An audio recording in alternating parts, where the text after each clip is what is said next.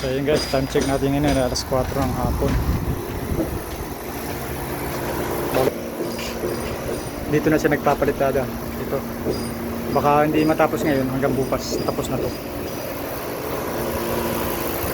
Ito, nalagyan ko na rin to guys, yung mga sukat ng mga bintana. Yan ang finishing nya. Lahat ng mga bintana may sukat na, pati yung pintuan. Ito yung height, tsaka yung width. Hinges left. Dito yung hinges. Dito yung handle.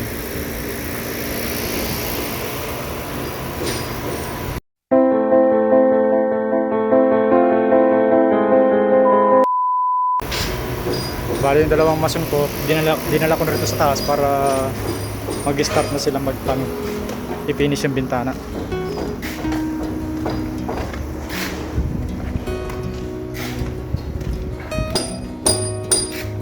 Ayan siya.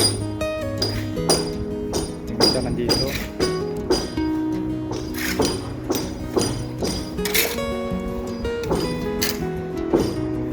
Dito sa pintuan naman, ito mayroon din sukat siya. 208 yung height, 99 yung width. Ito pwede na akong magpalitada rito. Pwede ko nang ipapinis to kasi sa kabila nakapinis na rito. Bali lalagyan lang ng plywood dito magkabilaan. Diretso na yung finish nya. Pero yung sa taas hindi na kailangan i-finish yan. Kasi yung pintuan baka nasa 5 cm pa yung baba o kaya 10 cm. Kaya tatakpan ko na ng plywood dyan pag ganun. Dito pwede nang i-finish to.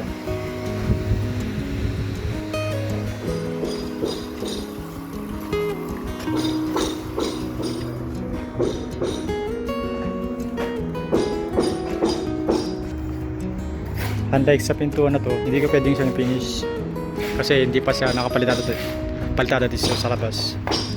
Kasi magtatakip siya rito, matrabaho. Kaya ito, mauna may palitada dito tapos ipipinis dito para hindi sayang sa oras. Ito guys, ito liliit pa to. Ito yung sukat 81 by 81 cm. Bale isang side siya. Ito yung bubuksan ko, ito yung bukas. Matatakpan ito ng kalate kasi yung bintana ko halos hanggang dito pa.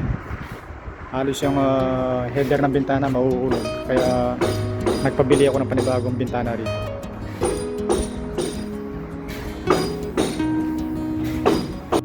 Dito ako ngayon sa mga toilet, sa mga tubo. Chine-check up yung mga slip.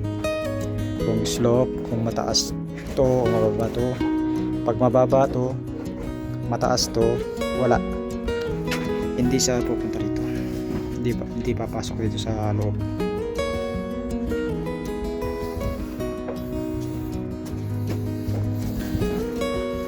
Yan. Ito tapos na to actually. Pinabaklas dahil mababa to, mataas to. Tendency tubig mag-i-stack dito, hindi siya lalabas. Kaya pinasira ko to. Pinalis ko yung semento tapos paputol ko na lang dito para itong elbow bababa siya para pumasok sa baba.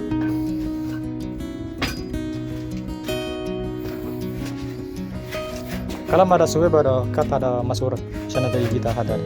Alin level ko isar malu.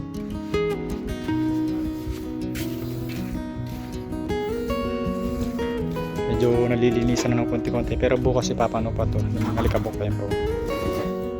Kaya nakita ko kanina dito yun. Yung waterproof na ayun. Nabaklas. Walang kwenta. Kaya uulit naman ako, back job na naman to. Kailangan magpanibago naman ng waterproof.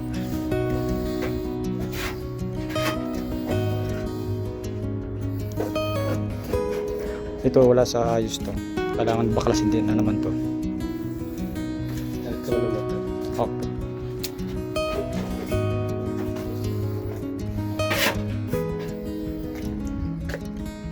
Ito okay na to. Na-check ko na rin to. Ito lalagyan ko na lang rito salo dito. Banda rito. Pati rito. Semento tsaka alop block. para hindi siya bumaba. Pag pumatong yung buhangin dito, hindi siya mabigatan. Yun oh, nakatapos na silang isa rito tsaka dito sa kabila. Ito medyo sipingi pa to, biga grinder pa to kasi buhos to ng biga to, kaya di madaling sipingin. Ipag-grinder ko na lang. Ito lang mataas, mga 5mm lang taas. Ano dito. Pero dito okay ito. Sukat. Papantayin na lang. Dito sa kabila naman.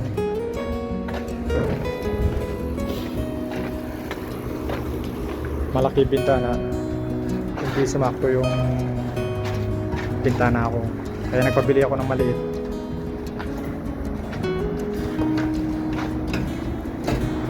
Kaya sukat ito 81x81 lang. Tatakpan naman sa kalahati. Yun, sa taas tapos na sila. Malapit na matapos. Nagpipinis na lang sila.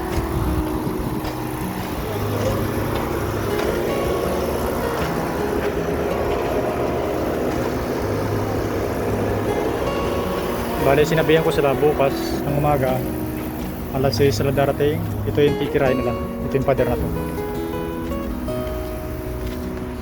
Once na matapos to, Lunes makakapag-umpisa na ako ng tubular. Pagkatapos to, yun yung titirahin nila. Yung tatlong kwarto na yun sa dalawa, tatlo. Tsaka dito sa labas. Kasi hindi pa waterproof yun, tsaka natambakan. Kailangan ko natambakan yun sa loob bago ipapalitada din, baka para hindi iwas apak na rin sa mga tubo, baka mabasag yun.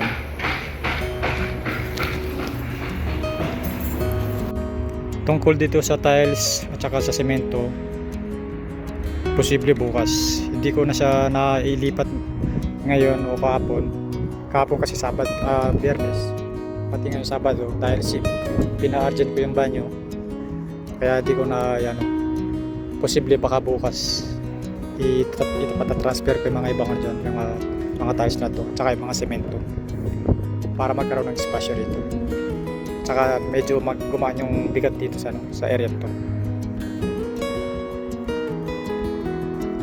Itong buhang nito talagang hindi kasya, baka sa 7 banyo lang to matatapos, wala na to, ubos na to. Pero patapusin ko muna to, paalisin ko muna bago ako magpa-order. Pag malapit nang maubos to,